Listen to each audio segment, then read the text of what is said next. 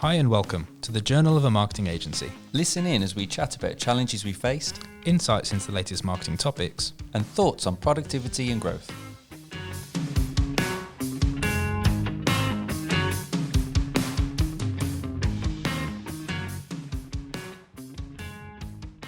Third and final for today, probably. We started a podcast. Start a podcast. I don't know if anyone has clocked yet, but we're doing a podcast. Yeah. And this is, ironically, this is the Rode. If you're watching, you can see. If you're listening, I promise you on the desk is a very nice shiny Rode. I think it's called the Podcaster Pro. I've had an ambition to get really doing the podcast space for probably 12 months. The issue I found is it's this funny thing, isn't it? It's the fear of doing it wrong, or what do people care what I think, and all those sort of things.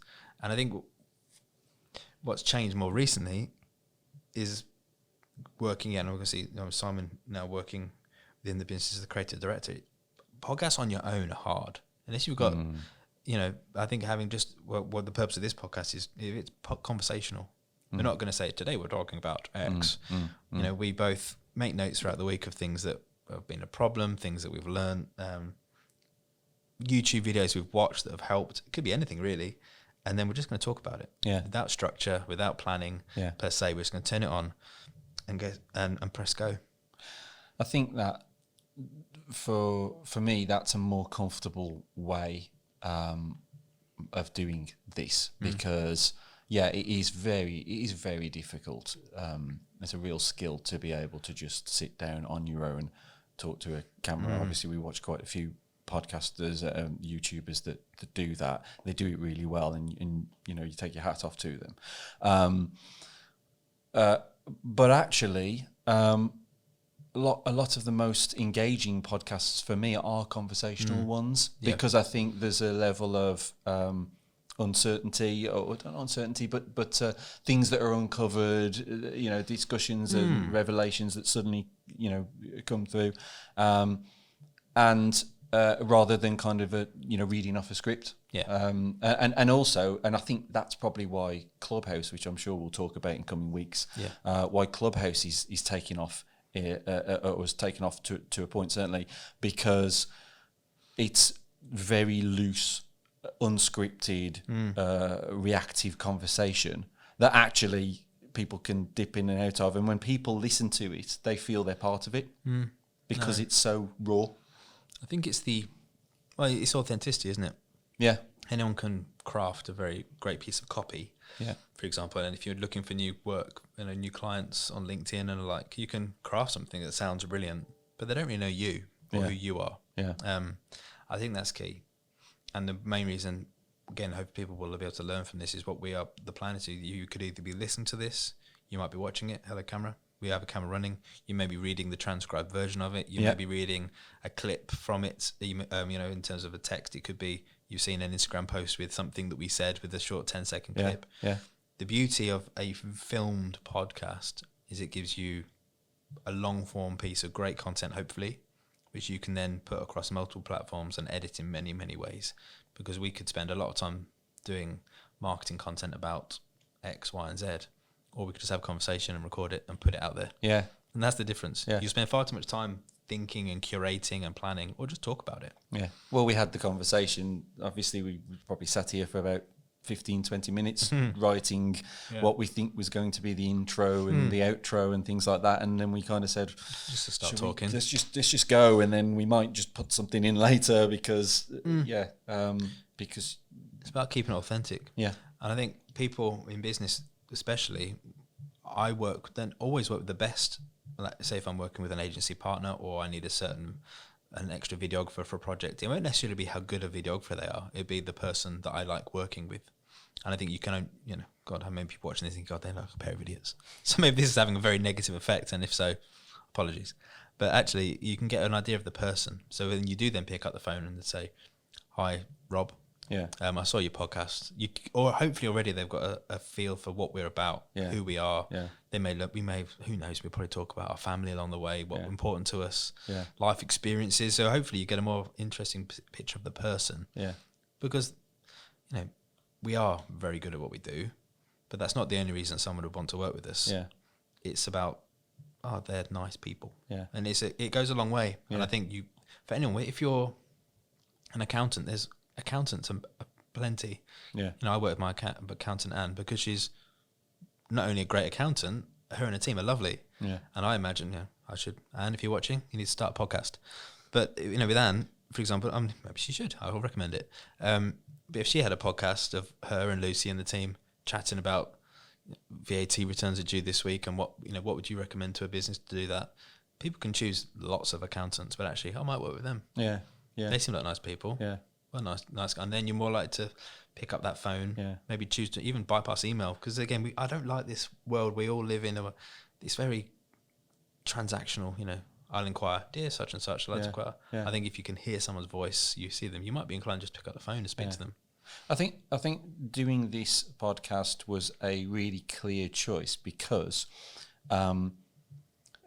yes, from a Playfair customer point of view, we're showing what we do, not saying what we do. Yeah, true. By actually filming and recording and everything. But we're showing as well that just like anyone, we're also learning. Yeah. You know, this isn't just us saying these are our information. We're saying we are learning about iOS 14 and we're learning about the right balance of studio time, home time, those kind of things. And then from a community point of view as well, I'd love for marketers to see this podcast as I'm going to listen to those guys because they've been learning and I'm learning and people are just getting into it. It's just giving them, sowing the seed of further reading, maybe sharing a few nuggets of information that again we may have only learned in the past couple of days. And it's also, sorry, the fourth thing is just recording the journey as well. Yeah. You said about kind of people listening or watching or whatever, but you can imagine people listening to this in 2 years' time and thinking, look, those guys didn't have a clue what was going on with iOS 14. It turned out that this happened with it. That's all part of the journey. And even just the personal journey. Yeah. You know, if we're still doing this in 10 years' time, the greys will be more enhanced. We may stop filming them at that point.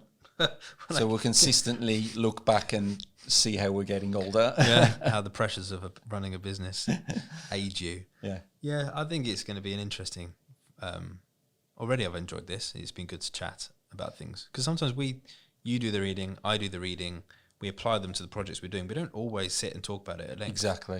Exactly. That's the fifth point. Is we actually sharing the knowledge with each other as well. But I want, like, podcasts. Podcasts are a really interesting phenomenon, really, because they've been around for years, and it's only in the past year or so, couple of years, that they've really taken off. True. It's almost like people have finally found the right things to talk about. They finally found the right way to do a podcast. I think the platforms is a big thing. They've made it easy. They made it easy. Yeah. It's like the QR code thing, isn't it? It's like QR codes have been around for years, but until they actually put them into the camera on your phone to scan a card, that you can scan a QR code, then they took off. Because before you had to just get an app. Yeah. And I guess you needed to be an audio engineer originally and understand how to put it onto a platform and edit them accordingly. And as a listener, you just had iTunes or your iPod. Yeah. You would have to download it onto your iPod from iTunes or whatever for many years, and then it was just Apple. So I guess now you've got Amazon Music that have podcasts on. You've got Spotify. Yeah, I'm a big Spotify user. I had a list of all the podcast services because obviously we need to put this podcast out there. Yeah. Obviously Apple, Spotify, YouTube for the video. Obvious thing, like showing it on LinkedIn and social and those kind of things as well. But actually, there's so many others. So we've got a piece of work to do to kind of go through and say, oh, well, and some of them are paid for. Some of them, people subscribe to listen, and others are free, and now on different devices. That's a piece of work we've got to do. Yeah. For those who don't know, who would listen to this and think maybe we should do a podcast, explain sort of the RSS feed bits, in terms of how you put it in one place and it can then automatically. I was really surprised. Yeah. Again, going into this, I had no idea. Just how do you do a podcast? So you know, and actually, because our website is Squarespace, playfairmarketing.com is Squarespace.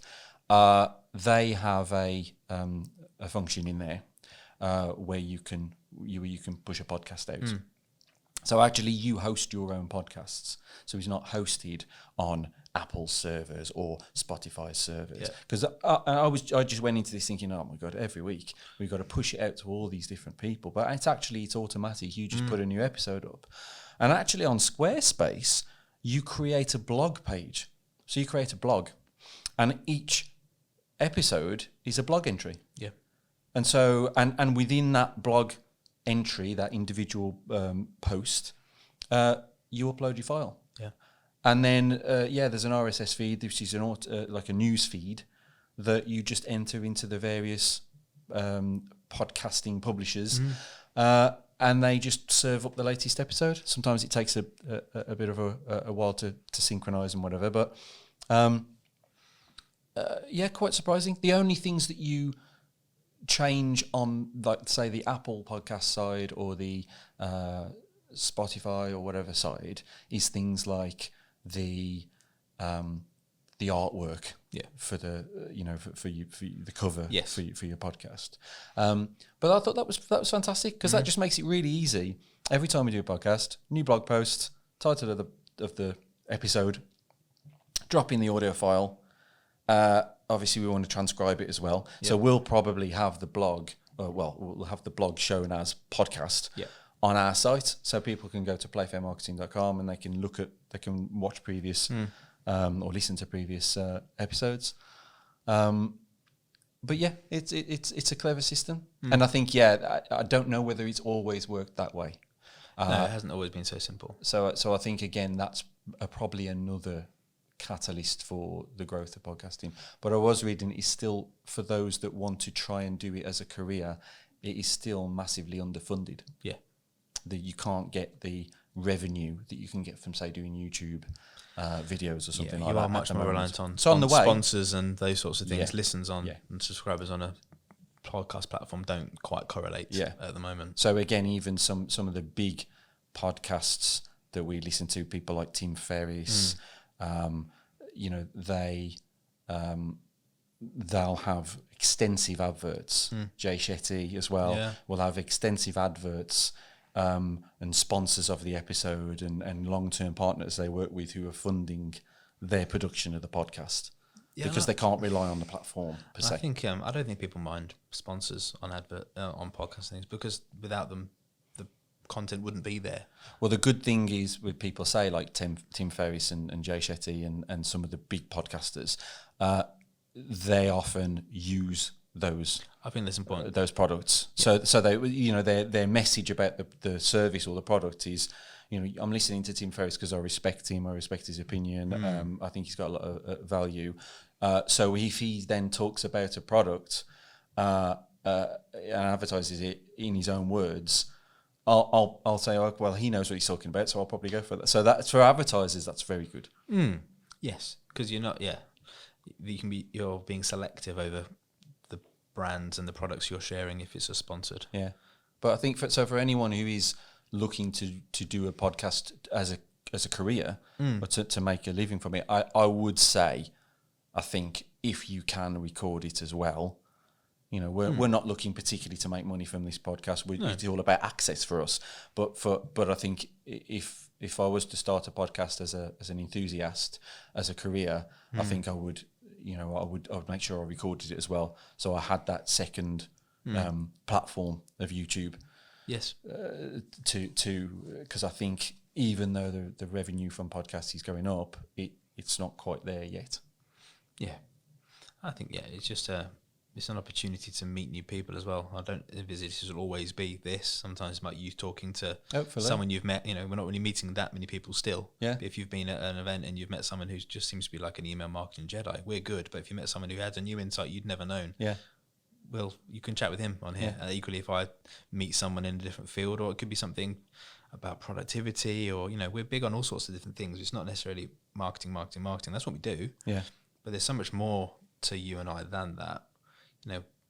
You are, and you, in terms of productivity and organization, you outstrip me 10 times over, because you used to run now you do again, but a team, multiple teams, you couldn't, I could live in my own head, being sort of the over strategy bit. You being you had to deliver this piece of content by this day at this time. You had to have that element of control. And there's tools that I'm learning, which again we'll talk about on here. Because for someone who is a bit pen and paper, I've now got my digital ink. For anyone who's wondering what this is I'm scribbling with, they're remarkable, brilliant. I'll maybe touch about this another time. But I need to be less pen and paper and more, I need to know what I'm doing and when. So productivity is a big one. Work-life balance has been a big one. Health, well-being. Yeah. Purpose, all these are things that I think as you get older you realise pounds and pence aren't as important. Yeah. Doesn't necessarily make you happy per se, and being fulfilled and having purpose and enjoying what you do is so much more important. Yeah. And hopefully if we can talk to some of those points as well in here, and if people just get one little nugget of information that just makes them, might be they can just, we spoke about the working from home, working office. If someone was able to listen to that and actually think that's a good idea, I'm gonna speak to my boss and see if that works for them. Yeah, and they're happier for him. Then doing the podcast is worth it. Yeah, and on the marketing side as well, the kind of marketing we do is that content marketing, that storytelling. Because that's what we enjoy. That's what we enjoy to consume. Yeah, so that's what we enjoy to create. It's not the cold hard marketing of days gone by and advertising of days gone by. I think that's where the passion comes through, and the conversations that we'll have as well on this. Yeah, I mean, again, to that point, in marketing 101 for me is you entertain first and you sell second. If you're just selling straight out of the bat, I always used to use that analogy of if you saw a girl in a nightclub and you went up to her and asked her to marry her, she probably wouldn't be interested. Probably. Yeah, probably. But if you went over and said hello, then you bought her a drink, then you danced with her, and you warm up that relationship, you entertain, and by the time you're proposed, you've got a chance. I think lots of people have got a bit lazy and they just go straight in for the kiss, if you like, whereas we're going to date first. But you what was it? So you say hello to her, you get her a drink, you have a dance, and then you ask her to marry her. Yeah, maybe. Okay. Still quite get to the point. You're a good looking lad, so it's no surprise. I'm just not getting any younger. And I am married. For the record. So Jenny, you've listened, don't worry. I haven't been to a nightclub in years. I don't think I'll ever will again. No. No, the podcast is going to be interesting. We'll see how it goes. I hope, the beauty is it's like a journal, which is why we called it Journal of a Marketing Agency, because it's stuff for us to look back on. Yeah. In 5 years, 10 years, 20 years. My daughter Tilly, she's starts school in September. She's not going to be interested in this now, but you know what? In 10 years, she might want to listen back and see what her old dad used to do. And I would love to look back. I've been in marketing, as it were, for 15 years. And I haven't got really much record of what I did previously. I know I did it, but I've not got anything to look back and watch. I think it also works as a personal diary for you as an organisation, as individuals. Yeah, it's got loads of value. So hopefully, keep watching, keep listening. Yeah, and hopefully you can learn things as you go. But maybe just, if nothing else, it gives you the nudge to do this yourselves. I can promise you, it will do your business a world of good. Yeah. And it'll be great to get. Just see the reception, get see the feedback. I think there's good and bad in that, because if you don't get much in feedback at all, or if what you get is a bit average, it can really discourage people. Yeah, I think for me, how we'll do this is we'll do it, and put it out there, but we'll just already work on the next one and the next one and the next one. Yeah, I think it can be easy. I mean, this sort of societal thing we live in. If you don't get enough likes, people delete Instagram posts because it didn't get enough likes. I mean, I don't really have that much interest in my personal Instagrams and the like, but there is a big problem for that. I think with this is we'll do it, we'll put it out. If people listen to it, great. If they don't, they don't. Yeah. But this is for us as well. It's a good conversation, it's content, it's good stuff. Yeah. And, again, if you make things episodical, is that the right term? Episodical? Is that a term? If it's not, it's a new... Episodic. That sounds better.